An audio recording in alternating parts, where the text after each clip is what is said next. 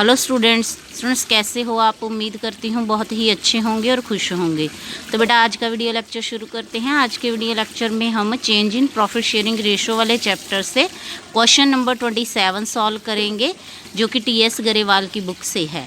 तो इस क्वेश्चन में हमें एक्स और वाई दो पार्टनर दिए हुए हैं जिनकी ओल्ड प्रॉफिट शेयरिंग रेशो है 5:3।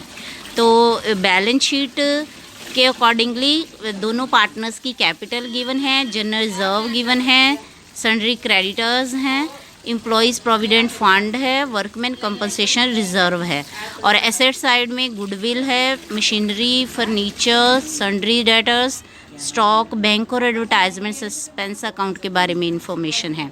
तो बेटा इन्होंने ये डिसाइड किया है कि ये अब अपनी प्रॉफिट शेयरिंग रेशो जो है वो चेंज करेंगे और 3:5 रखेंगे।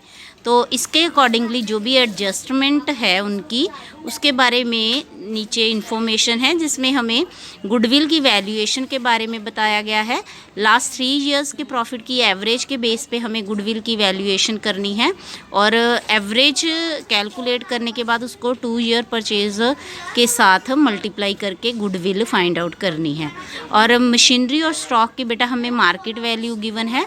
तो रिवैल्यूएशन अकाउंट में रिकॉर्डिंग के समय हम सिर्फ इन दोनों एसेट्स के में जो चेंज आया है उसी को रिकॉर्ड करेंगे। तो बेटा मशीनरी की वैल्यू बुक वैल्यू के साथ कंपेयर करके पता चल रहा है कि ये इंक्रीज़ हुई है 7,000 के साथ, और स्टॉक की वैल्यू भी इंक्रीज़ हुई है 1,000 के साथ। तो बेटा जो नेक्स्ट इन्फॉर्मेशन है वो है claim on account of workman compensation reserve compensation, जो कि 6,000 है। तो बेटा इससे रिलेटेड ऑलरेडी हमारे पास वर्कमैन कंपनसेशन रिज़र्व है 10,000 का। तो जब भी रिज़र्व गिवन हो हमारे पास, तो उस समय हम इस तरह के क्लेम की जो भी लायबिलिटी होती है बेटा, उसको हम रिज़र्व में से ही कवर अप करते हैं। तो रिवैल्यूएशन अकाउंट में हम इसको शो नहीं करेंगे, बल्कि जितना भी क्लेम है उसको रिज़र्व में से डिडक्ट करने के बाद जो भी रिमेनिंग रिज़र्व होगा वो पार्टनर में डिस्ट्रीब्यूट कर देंगे। तो अगर हमारे पास क्लेम रिज़र्व से ज़्यादा होता तो जितना ज़्यादा क्लेम होना था उसी को हमने रिवैल्यूएशन में शो करना था। पर इस केस में क्योंकि रिज़र्व क्लेम सिर्फ 6,000 का है, तो रिज़र्व से कम है, तो हम इसको रिवैल्यूएशन अकाउंट में शो नहीं करेंगे। तो बेटा इस क्वेश्चन में हमें revaluation account, partners capital account और बैलेंस शीट प्रिपेयर करने के लिए कहा गया है। तो बेटा क्वेश्चन नंबर 27 के सोल्यूशन के लिए हमें कुछ वर्किंग नोट्स प्रिपेयर करने होंगे पहले।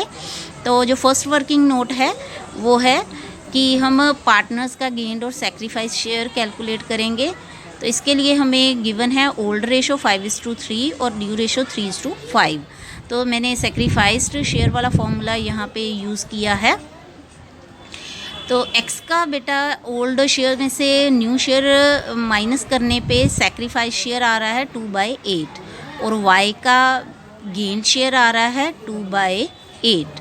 तो बेटा जो सेकंड हमारा वर्किंग नोट होगा वो होगा कैलकुलेशन ऑफ गुडविल का। तो इस क्वेश्चन में हमें गुडविल खुद कैलकुलेट करनी है। हमें 3 इयर्स के प्रॉफिट्स गिवन हैं, तो उससे हम एवरेज प्रॉफिट कैलकुलेट करेंगे। इन तीनों प्रॉफिट्स को ऐड करने के बाद 3 के साथ डिवाइड करेंगे, जो कि 6,000 का आ रहा है एवरेज प्रॉफिट। और उसके बाद बेटा गुडविल कैलकुलेट करेंगे, जिसका फॉर्मूला है average profit multiply number of years of purchase. तो 2 इयर्स परचेज़ हमें नंबर ऑफ़ ईयर्स परचेज़ दिए हुए हैं। तो 6,000 को 2 के साथ मल्टीप्लाई करने पे हमारी जो गुडविल का अमाउंट आ रहा है वो आ रहा है 12,000 का। तो बेटा इसी 12,000 के गुडविल से हम जो हमारे सेक्रीफाइस और गेन्ड पार्टनर का शेयर आया है, उसी से हम इनका गुडविल में से सेक्रीफाइस्ड और गेन शेयर कैलकुलेट करेंगे। तो एक्स क्योंकि सेक्रीफाइस पार्टनर है तो उसका sacrifice share in goodwill calculate करेंगे, जो कि आ रहा है 3,000 का, और वाई का गेन्ड शेयर है गुडविल में 3,000 का। तो बच्चे इसकी जो जर्नल एंट्री पास होगी वो होगी Y's capital account debit to X capital account with 3,000। तो क्योंकि वाई हमारा गेनिंग पार्टनर है और एक्स सेक्रीफाइसिंग पार्टनर है, तो इसीलिए क्वेश्चन नंबर 27 के सोल्यूशन के लिए हम सबसे पहले रिवैल्यूएशन अकाउंट बनाएंगे। इसमें हम एसेट्स और लायबिलिटी से रिलेटेड चेंज रिकॉर्ड करते हैं, पर क्वेश्चन में सिर्फ एसेट्स के चेंज ही गिवन है तो उसी को रिकॉर्ड करेंगे करते हैं। तो जो भी हमें इन्फॉर्मेशन दी थी एडजस्टमेंट में, उसके अकॉर्डिंगली मशीनरी की वैल्यू इंक्रीज़ हुई है 7000 के साथ, तो ये हमारे गेन को बेटा शो करती है, तो इसीलिए हम इसको क्रेडिट साइड में शो करेंगे। और स्टॉक की वैल्यू भी हमारी इंक्रीज़ हुई है 1000 के साथ, तो ये भी हमारा गेन ही है, तो इसीलिए इसको क्रेडिट साइड शो करेंगे। तो बेटा सिर्फ यही दो एडजस्टमेंट्स थी। तो इसके बाद इससे इन दोनों को बैलेंस करने के बाद, टोटल करके बैलेंस करने के बाद हमारा रीवैल्यूएशन पे गेन आ रहा है 8000 का। तो बेटा इस गेन को हम पार्टनर्स की ओल्ड प्रॉफिट शेयरिंग रेशो में डिवाइड करके उनके कैपिटल अकाउंट में ट्रांसफ़र करेंगे। तो लिखेंगे कैसे, to gain on revaluation account transfer to partners capital account. तो ओल्ड प्रॉफिट शेयरिंग रेशो में 8000 को डिवाइड करने पे एक्स का शेयर आ रहा है 5000 और वाई का शेयर आ रहा है 3000। तो बेटा अब हम पार्टनर्स कैपिटल अकाउंट प्रिपेयर कर लेते हैं। तो मैंने कंबाइन फॉर्मेट यूज़ किया है क्योंकि इससे टाइम सेव हो जाता है, पर अगर आप चाहो तो अलग अलग भी पार्टनर्स के कैपिटल अकाउंट प्रिपेयर कर सकते हैं। तो बेटा इस अकाउंट में हम इसका फॉर्मेट बेटा वैसे ही होगा जैसे कि हम अकाउंट का फॉर्मेट बनाते हैं लेजर पोस्टिंग के लिए। पर्टिकुलर और अमाउंट के लिए मैंने 2 कॉलम बनाए हैं, एक्स और वाई के लिए, और पर्टिकुलर एक्स और वाई के लिए 2 अमाउंट के कॉलम हैं। और लेफ़्ट हैंड साइड हमारी डेबिट साइड है और राइट हैंड साइड हमारी क्रेडिट साइड है। तो बेटा इसमें जो फर्स्ट एंट्री हमारी पोस्ट होगी वो होगी ओपनिंग कैपिटल के साथ, जिसको हम बाय बैलेंस ब्रॉट डाउन के साथ यहाँ पे पोस्ट करेंगे क्रेडिट साइड में।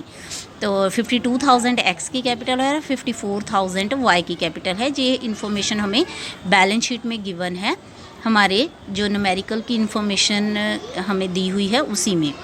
तो बेटा दूसरे नंबर पे हम रिवैल्यूएशन का गेन जो हमने अभी कैलकुलेट किया है उसको ट्रांसफ़र करेंगे।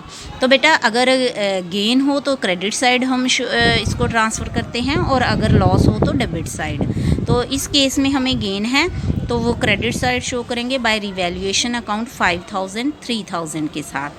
तो उसके बाद बेटा हमें जनरल रिज़र्व गिवन था, तो इसके बारे में कोई इन्फॉर्मेशन नहीं थी। तो जब कोई भी इन्फॉर्मेशन ना हो जनरल रिज़र्व के बारे में, तो हम इनको पार्टनर में डिस्ट्रीब्यूट कर देते हैं उनकी ओल्ड प्रॉफिट शेयरिंग रेशो में। तो इसमें भी हमने 4800 के जनरल रिज़र्व को ओल्ड रेशो में डिवाइड किया है। तो बेटा जो नेक्स्ट इन्फॉर्मेशन थी वो थी वर्कमैन कंपनसेशन रिज़र्व के बारे में। तो बच्चे क्योंकि वर्कमैन कंपनसेशन रिज़र्व से रिलेटेड हमारा 6000 का क्लेम है एडजस्टमेंट में, तो उसको हम रिज़र्व में से ही जो है वो कवर अप करेंगे। तो हम 10,000 के रिज़र्व में से 6000 का जो क्लेम है वो माइनस करने के बाद जो भी रिज़र्व रिमेनिंग बचता है वो पार्टनर्स में उनकी ओल्ड प्रॉफिट शेयरिंग रेशो में डिस्ट्रीब्यूट कर देंगे। तो जिसमें एक्स का शेयर आ रहा है 2500 और वाई का है 1500। तो बेटा जो नेक्स्ट हमारी ट्रीटमेंट है वो है गुडविल की। तो बच्चे गुडविल की जो ट्रीटमेंट है उसकी हमने वर्किंग नोट में जर्नल एंट्री पास की है। तो बेटा ये क्योंकि दोनों पार्टनर्स के कैपिटल अकाउंट है डेबिट और क्रेडिट साइड में इस जर्नल एंट्री में, तो इसकी कॉन्ट्रा एंट्री पास होगी, दोनों साइड में इसकी पोस्टिंग होगी। तो बाय वाइज कैपिटल जब हम लिखेंगे बच्चे तो वो एक्स के कॉलम में अमाउंट जाएगा, क्योंकि लेजर पोस्टिंग में हम ऑपोजिट अकाउंट को रिकॉर्ड करते हैं। तो जब हम इसकी क्रेडिट डेबिट साइड पोस्टिंग करेंगे तो हम 2x कैपिटल और इसका अमाउंट शो करेंगे y के कॉलम में। तो इसी के साथ बेटा एसेट साइड में हमें गुडविल जो बुक्स में अपेयर हो रही है 8000 की गिवन थी, तो जब इसके बारे में भी एक्स्ट्रा इन्फॉर्मेशन ना हो तो हम इसको रिटर्न ऑफ करते हैं, क्योंकि अकाउंटिंग स्टैंडर्ड 26 के अकॉर्डिंगली हम सिर्फ परचेज गुडविल को ही बुक्स में शो कर सकते हैं।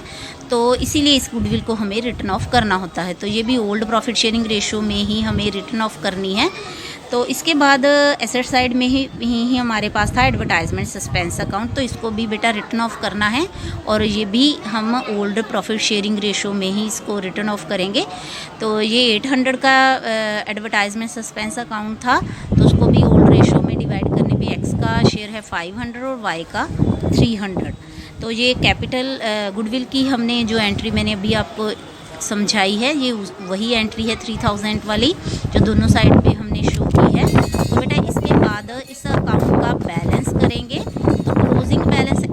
रहा है 60,000 और y का आ रहा है 54,000। तो बच्चे नेक्स्ट है हमारे पास बैलेंस शीट। तो बैलेंस शीट जो रिकॉन्स्टिट्यूशन फॉर्म की है हमारी, वो बेटा कुछ इस तरह से प्रिपेयर होगी। जो मशीनरी है हमारे बच्चे, इसकी जो रिवाइज वैल्यू है वो हम शो करेंगे। तो जब बच्चे हमें रिवैल्यूएशन अकाउंट, कैपिटल अकाउंट और बैलेंस शीट प्रिपेयर करने के लिए कहा गया है और रिवाइज वैल्यू शो करनी है कि नहीं करनी है, उसके बारे में कोई भी इंफॉर्मेशन ना हो तो हम रिवाइज वैल्यू शो करते हैं। तो मशीनरी की मार्केट वैल्यू गिवन थी 45,000, तो वही हम शो करेंगे जहाँ पे। फर्नीचर की वैल्यू चेंज नहीं हुई है, वो 15,000। सन्ड्री डेटर्स के बारे में भी कोई इन्फॉर्मेशन नहीं थी, तो सेम एज इट इज़ ही रहेगी 33,000। तो स्टॉक की वैल्यू बेटा चेंज हुई थी, जो कि मार्केट वैल्यू है 8,000, वही शो करेंगे। और बैंक बैलेंस में भी कोई चेंज नहीं आया है, 25,000। तो बच्चे कैपिटल अकाउंट में जो भी अभी हमने कैलकुलेट किए हैं क्लोजिंग बैलेंसेस, वही शो करेंगे एक्स और वाई के। एक्स का क्लोजिंग बैलेंस 60,000, वाई का 54,000, तो टोटल 1,14,000। सन्ड्री क्रेडिटर्स के बारे में भी कोई इन्फॉर्मेशन नहीं थी, तो वो भी एज इट इज़ ही रहेंगे 5,000 के। एम्प्लॉयज़ प्रोविडेंट फंड, ये लाइबिलिटी होती है फर्म की, तो ये भी बेटा एज इट इज़ ही रहेंगे, क्योंकि इसमें के बारे में भी कोई इन्फॉर्मेशन नहीं थी। तो बेटा जो क्लेम है हमारा वर्कमैन कंपनसेशन रिजर्व का, वो हमें यहाँ पे एज ए लाइबिलिटी शो करना है जब तक हम उसको पे नहीं कर देते हैं। तो ये इसको आप provision for workman compensation reserve करके भी लिख सकते हो, या फिर claim for workman compensation reserve करके भी लिख सकते हो। तो जो 6,000 का है, तो दोनों साइड्स का जो हमारा टोटल आ रहा है वो आ रहा है 1,26,000। तो स्टूडेंट, आई होप कि आपको आज का जो न्यूमेरिकल है वो समझ आ गया होगा और आप इससे रिलेटेड जो न्यूमेरिकल हैं वो अच्छे से सॉल्व कर पाएंगे। पर फिर भी कोई कन्फ्यूजन हो तो मुझे कमेंट बॉक्स में ज़रूर लिखा करें, ताकि मैं आपकी प्रॉब्लम जो है, कन्फ्यूजन है, वो दूर कर सकूं। God bless you, be happy.